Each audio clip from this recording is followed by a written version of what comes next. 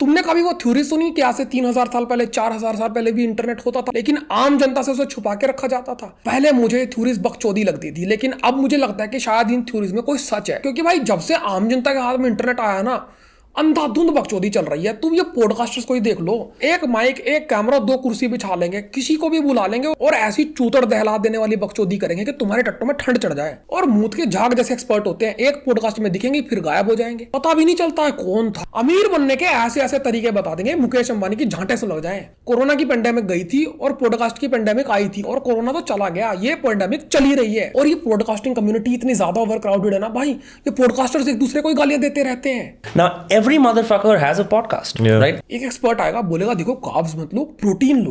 दूसरा आएगा बोलेगा देखो प्रोटीन अपनी जगह है, लेकिन तुमको कार्ब्स भी लेने चाहिए। तुम सारे पहले कॉन्ग्रीगेशन करके डिसाइड कर लो ना क्या खाना चाहिए क्या नहीं खाना चाहिए। एक पॉडकास्ट सुन के कार्ब खाना छोड़ दो, दूसरा सुन के खाने का मन करता है। इस अंकल को ही देख लो। अब तेल में उंगली लगाई, जीभ में लगाई, देयर इज नो टेस्ट, तो फिर डाल क्यों रहे भाई? मसाले को भूनने का हम लोग पानी से भून लेते हैं उसी को। तेल से मत भूनो, पानी से भूनो, क्योंकि तेल में टेस्ट नहीं है, पानी में कौन सा टेस्ट है अंकल? टेस्ट खराब नहीं है। अब मैं समझाता हूँ उसमें भी। कढ़ाई गर्म हो गई, जीरा डाल दो सीधा और उसको हिलाते रहो तो चारों तरफ से भुन जाती है। अब उसमें प्याज डाल दो, प्याज में जीरा चिपक जाता है। अब प्याज को भूनते रहो, जब पानी छूट खत्म हो जाए तो थोड़ी सी आधी चम्मच पानी देके भिगो दो, फिर भुनो फिर भुनो फिर भुनो। अरे अंकल लेकिन मुझे अगर खाने पकोड़े हो तो पकोड़े कैसे पानी में बनाऊंगा मैं? अरे भाई हमने कौन सा अमर होना है? सबको पता है ये शरीर नश्वर है, एक दिन सबको मर जाना है। इतना जी के क्या करेंगे? काहे परेशान हो रहे हो भाई? और अंकल को देख के बिल्कुल वाइब नहीं आ रही कि अंकल ने कभी तेल नहीं खाया होगा, या अंकल बड़े फिट फाट यूं ऐसे। मतलब फिर भी भाई देखो, कोई भी आदमी भाई, मोटा आदमी आएगा टेस्टोस्टेरोन पे बातें लग जाएगा करने, सिकुड़ा सा आदमी आएगा बॉडी बिल्डिंग में बातें लग जाएगा करने। भाई जिसको कॉमन सेंस नहीं होती राजनीति में बातें कर रहा है, जो खुद का पैसा म्यूचुअल फंड्स में डाल के बैठा है, वो शेयर मार्केट पे ऑप्शन चेन पे बातें करेगा। ये बकचोदी चल रही है पॉडकास्टिंग में। एक सवाल ना इंडिया में बैन हो जाना चाहिए कि भाई अब तो तुम्हारी शादी की उम्र हो गई, शादी कब कर रहे हो?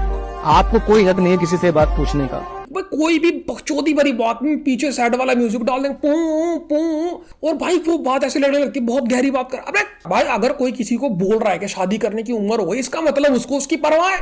और भाई तू कौन होता है ये डिसाइड करने वाला किसी को शादी के बारे में पूछना चाहिए नहीं पूछना? भाई फैमिली नाम की कोई चीज होती है, रिलेशन नाम की कोई चीज होती है, कोई पूछ रहा है तो क्या दिक्कत है? और मुझे ना पॉडकास्ट पे वैसे गुस्सा नहीं है भाई, पॉडकास्ट जेन्युइन भी होते हैं, लेकिन इंडिया में क्या है कि इंडिया में ना हर चीज को एक्सप्लॉइट ही करा जाता है भाई। गू निकाल दिया भाई पॉडकास्टिंग का, तरह तरह की बकचोदी वाली बातें पॉडकास्टिंग पे हो रही है। ये कोई बात है पॉडकास्टिंग पे करने की? आपको ये नहीं हक है, आपको वो नहीं। अरे गांड मरा भोसड़ी। किसी का अच्छा नहीं कर सकते तो बुरा ना करें, क्योंकि दुनिया कमजोर हो सकती है, दुनिया बनाने वाला कमजोर नहीं होता। वो बहुत ताकतवर है, वो जिस दिन खेल कर देगा उस दिन खेल खत्म। अब ये भाई साहब कह रहे हैं कि बुरा नहीं करें भला नहीं करें, आपके कहने का ही वेट हो रहा था अंकल।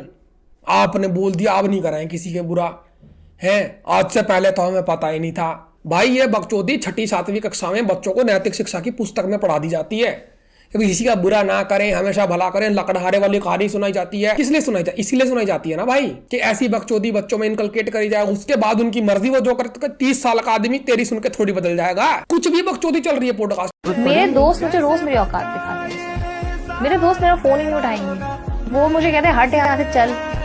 अच्छा। हाँ, मेरे दोस्तों कोई फर्क ही नहीं पड़ता। भाई ये पॉडकास्ट से काट के बेतुकी बातों की क्लिप कैसे बनाई जाती है, उसकी रेसिपी मैं तुमको बताता हूँ। तुमको सबसे बकचोद हिस्सा चुनना है उस पॉडकास्टिंग का, तो उसके पीछे तुमको डालना डिकेड का सबसे सोलफुल म्यूजिक, सबसे सुंदर गाना भाई। और वो बीच में ना ऐसे और सुनने वाले को ना एक बार में समझ भी नहीं आना चाहिए कि भाई उसने क्या सुना, ठीक है? तो वो रिपीट पे भाई चाहे तो गाना सुना दो, चाहे तो बकचोदी सुना दो। और ये बकचोदी भी क्या है भाई, अगर वो तुम्हारा फोन ही नहीं उठा रहा है तो वो तुम्हारा दोस्त नहीं है, और अगर तुम्हारा दोस्त नहीं है तो तुम उसको फोन कर क्यों रही हो, और अगर तुम्हारा दोस्त है तो वो तुमको तुम्हारी औकात क्यों दिखा?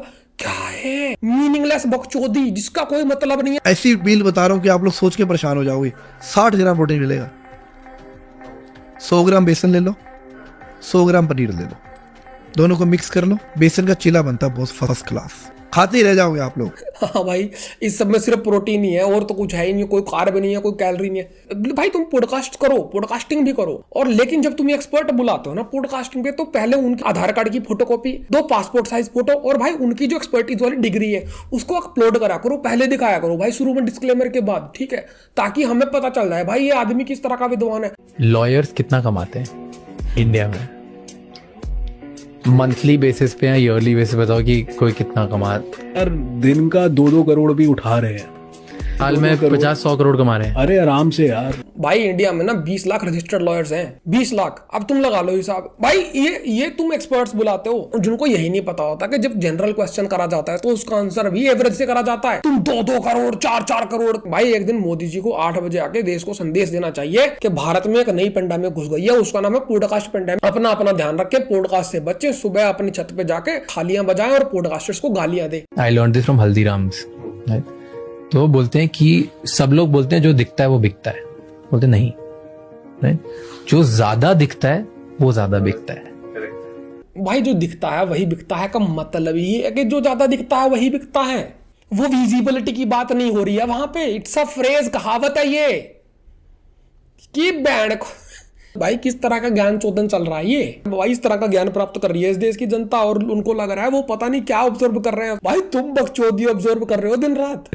डेटा भी भर भर कर मिल रहा है कॉन्स्टेंटली आप लोगों को। कैसा डेटा? मतलब इवन इफ मान लो हर सैटरडे को इतने इतने चिकन बिरयानी के ऑर्डर्स आते हैं तो you'll know exactly how much chicken biryani to keep ready for the next weekend. We don't have to keep anything ready. Restaurants have to keep it ready. हमें तो सिर्फ राइडर्स की कैपेसिटी प्लानिंग के लिए data चाहिए होता है और कुछ नहीं चाहिए होता। ये बंदा पॉडकास्ट पे जब किसी को बुला रहा है तो इसको पता तो होगा ना भाई सामने वाले का बिजनेस क्या है। उसका डिलीवरी का काम है, उससे पूछ रहा है तुमको चिकन रेडी है। रे भाई ये इंडिया की पॉडकास्टिंग कम्युनिटी का स्टार है, लीड पॉडकास्टर है ये इंडिया का। और ये इसकी कॉमन सेंस है। इसको ना वही वाली बातें करनी चाहिए, एलियन के आंड चबा लो, ये थी के चट्टे इतने बड़े, ये थी यूं चल रहा था, इसके दोनों पिछवाड़े यूं मिल रहे थे, वही बातें शूट करती हैं। और ये भाई रणबीर इलाहाबादिया क्लेम करता है अपने पॉडकास्ट में पहले के मेरे पॉडकास्ट देख के डॉक्टर पीएम सीएम बन जाओ। ये बकचोदी सुन के डॉक्टर पीएम सीएम बन जाएं। सर इन्वेस्टमेंट के बिना होगा नहीं। ये जितने लोग फ्री में सीखना चाह रहे हैं ना, सब कुछ सुन लेना मेरे भाई। बचपन से लेके आज तक पढ़ाई पे खर्चा हुआ है और अभी भी करना पड़ेगा। आज तक आपने उस चीज पे खर्चा किया जो कभी काम नहीं आई। साइन थीटा कॉस थीटा मेरी जिंदगी में तो आज तक काम नहीं आए, है ना। अब हम आपको बिजनेस एजुकेशन दे रहे हैं, पैसा खर्च करना सीख। अब यार बिजनेस एजुकेशन तेरे पास कोई मांगने तो आया नहीं, तू खुद वीडियो बना के इंटरनेट पे अपलोड कर रहा है, खुद तू भाई वहां पे ऐड चला रहा है, खुद भाई तू पॉडकास्ट कर रहा है, फिर तू हमसे यूं कह रहा है नू कह मेरा कोर्स खरीदना पड़ेगा। पैसा नहीं देता पैसे, तेरा कोर्स फ्री में भी नहीं देखता मैं, तेरी शक्ल ही पसंद नहीं है मुझे। यह गंद फैला रखा भाई इन लोगों ने इंटरनेट पे। भाई सिर्फ एक चीज कॉमन होती है भाई, जितनी बकचोद वीडियो उतना बढ़िया म्यूजिक पीछे। मैं कहता हूं कि जिस दिन आपने 100 रुपए किसी से लेके उनको 1000 रुपए की वैल्यू देनी शुरू कर दी ना, आप गिनते गिनते थक जाओगे जी। 100 रुपए की वैल्यू लेके 1000 रुपए की वैल्यू देने का अगर मेरे को अर्ट आ गया तो मैं घंटा दे रहा हूं किसी को, फिर वैल्यू और पैसा मैं खुद ही नहीं बनाऊंगा पैसे, फिर मुझे क्यों गिनने किसी के पैसे। ये MLM जैसा ही हो गया भाई पॉडकास्टिंग।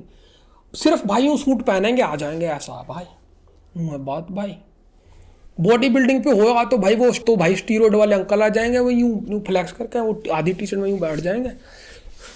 ऐसा है प्रोटीन मुर्गा कार्ब नो, बस ये चल रहा है। मैं एक रियलिटी बताऊं आपके इसमें। दुनिया के सबसे रिचेस्ट लोग फोर्ब्स लिस्ट में भी नहीं है। अच्छा।